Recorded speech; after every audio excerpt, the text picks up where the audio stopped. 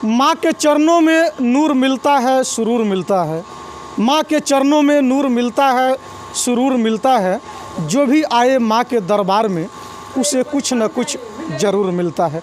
नमस्कार साथियों, हमारी मौजूदगी अभी पश्चिमी चंपारण ज़िले के वाल्मीकि नगर वन क्षेत्र में है और जिस जगह पर मौजूदगी है, जगह का नाम मदनपुर माई स्थान है। और सीधी तस्वीरों को आप देख सकते हैं हमारे चैनल के माध्यम से। पीछे मदनपुर माई स्थान जो मंदिर है, माता का जो स्थान है, आप लोगों को स्पष्ट दिखाई दे रहा होगा।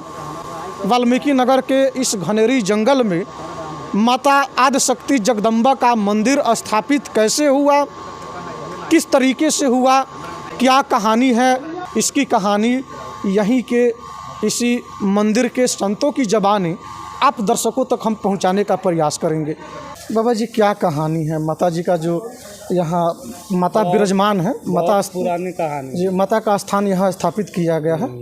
इसकी कहानी थोड़ा दर्शकों को बताइए कि माता यहाँ कैसे स्थापित हुई, कब स्थापित हुई और क्या कहानी है यहाँ की? ये कोई जानता नहीं है जो कब का स्थापना है, ठीक है। कई हजार वर्षों हो गया है, पुरानी कहानी है, ठीक है। कि वही कहानी है रसगुरु भगत ना वो कुश का तरह काट के अपना उसमें दौरी बाग से करते थे, उसमें से चावल निकलता था। अच्छा। अपना वो खाते बनाते थे। राजा का राजा जिद किए, माता का रसगुरु भगत ने बुलाए और माता आई, रसगुरु को मस्तक फाड़ी और राजा का कंगन दिखाई।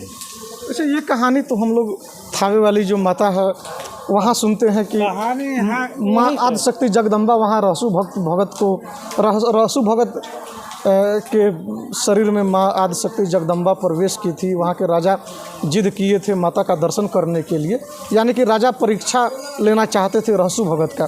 तो साक्षात आदिशक्ति जगदम्बा दर्शन दी और उसके बाद सुनने में आता है कि वहाँ के राजा का मौत हो गया। इस तरह की कहानी हम लोग सुनते हैं। हाँ, तो वही कहानी है। तो ये यहाँ की कहानी है, ठीक है। अच्छा। वहाँ जाइएगा तो वहाँ का लोग कहेगा जो यहाँ कहानी है, यहाँ आइएगा तो यहाँ का लोग कहेगा यहाँ कहानी। यहाँ माने ये कहानी है, जे भी जो मंगन मांगता है वो भी माता पूरा करती है। अच्छा। हाँ, अपना सच्चे दिल से जो अपना आत्मा से कहता है जो माता हमारा हर चीज़ चाहिए, वो माता पूरा करती है।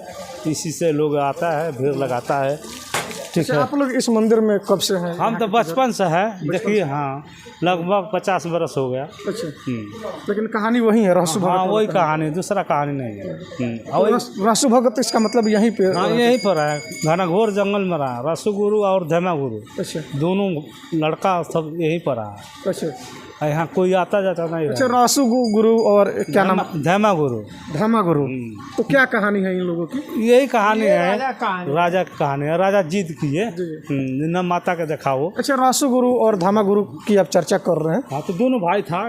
तो इन लोगों की उत्पत्ति कैसे हुई? वही माता की है, माता आशीर्वाद से, अपना माता का आशीर्वाद से दोनों।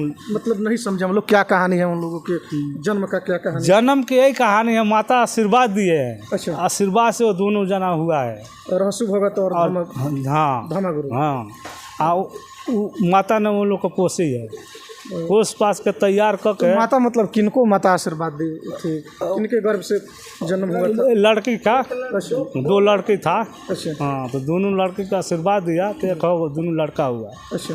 वही के एक माता ने नाम धर रसु गुरु। अच्छा। और एक के धमा गुरु। तो जब यहाँ राजा जिद किए तो धमा गुरु यहाँ से भाग के दरदरी एगो स्थान बा, वहाँ दिन ही धक बाघ आदमी खा जाए। तो धमा गुरु वो जा कहल हमरा साग भात खियाओ जाए, बाघ आज से ना धरी। तो ये बेरा के रीजन में वो साग भात करेला। अच्छा। यही कहानी है, दूसरा कहानी नहीं है। धमा गुरु और रहसु भगत का अपने चर्चा करता नहीं।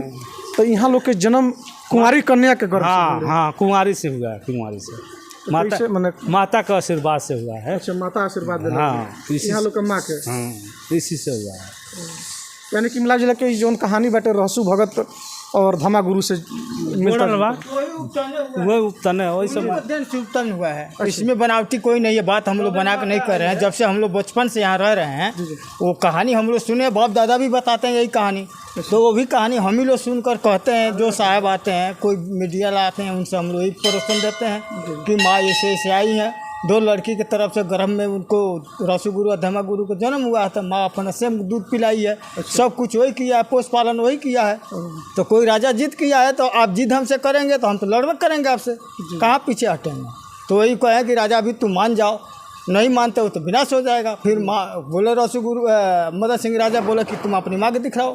अच्छा। तो वही जब थामे से कौरव को ऐसा समय आई, वो बोलते गए कि रुक जाओ, आप जिद किए हैं। तो वही कंगन फाड़ के, यहाँ मस्तक फाड़ के माता दिखाई उनको राजपाट ही मदनपुर था, विनाश हो गया। और खेल यहीं से समाप्त हो गया। अब उनको एक लड़की थी, चाहे बहू थी, कहीं चली गई थी अपनी माई को, उन्हीं को दिन से बड़गांव दरबार बोलते हैं। अच्छा, बड़गांव दरबार। हाँ, यही अपना बगल में है, बगहा के बगल में है। अच्छा। बड़गांव, वही बड़गांव बोलते हैं ना। पहले यही ये बड़गांव पहले यहाँ था। जी। अभी 14-15 एकड़ की ज़मीन है, वो लोग को रसीदी ज़मीन है। अच्छा। सब लोग नहीं चढ़ाई करते हैं, जंगल लग गया है। तो मिला जुला करके इस मंदिर की कहानी रहसु भक्त और धामा भक्त से जुड़ी हुई कहानी है। ऐसे तो हम लोग सुनते हैं जब भी रहसु भगत का चर्चा होता है तो माँ थावे वाली की कहानी भी अक्सर कही जाती है, लेकिन सच्चाई क्या है, हकीकत क्या है, हकीकत से हम लोग अनजान हैं और इसकी पुष्टि भी हम लोग नहीं करते हैं, हम लोग नहीं कर रहे हैं। हालांकि साफ साफ साधु संतों का कहना है कि रहसु भगत यहीं पे रहते थे, माँ की सेवा करते थे, पूजा पाठ करते थे। और रहसु भगत की परीक्षा यहाँ के जो उस समय के तत्कालीन राजा हुआ करते थे, उन्होंने परीक्षा लेने का प्रयास किया और साक्षात आदिशक्ति जगदम्बा प्रकट हुई, अपनी कंगन दिखाई। और कहानी लोग बता रहे हैं, संत लोग, कि जिस वक्त माता ने कंगन दिखाई उसके बाद उस राजा का वह सर्वनाश हो गया, यानी कि विध्वंस हो गया। इस तरह की कहानी यहाँ के संत महात्मा लोग बता रहे हैं, लेकिन हकीकत क्या है, हकीकत से हम लोग परे हैं। और कहानी कथाओं के अनुसार जो संत लोग बता रहे हैं, अब संत लोग की अपनी, ये लोग किस आधार पर बता रहे हैं अब ये लोग जाने, लेकिन कहानी जो है कहीं ना कहीं अपने आप में कहानी जो है उलझन सी लग रही है। फिलहाल माँ आदिशक्ति जगदम्बा का स्थान मदनपुर माई स्थान के नाम से विख्यात वाल्मीकि नगर के घनेरी जंगलों में माता का स्थान स्थापित है।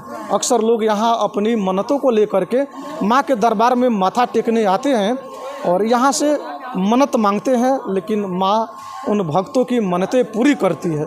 इसलिए हमने कहा कि माँ के चरणों में नूर मिलता है, सुरूर मिलता है। जो भी आता है इस दर पे उसे कुछ न कुछ ज़रूर मिलता है। आप लोगों की क्या राय है नीचे कमेंट बॉक्स में, आप सभी दर्शकों के कमेंट का हमें इंतज़ार रहेगा। आप लोग कमेंट जरूर कीजिएगा। मिलते हैं अगले वीडियो में। कैमरामैन अमित के साथ कुमार राकेश, KR मीडिया, पश्चिम चंपारण, वाल्मीकि नगर।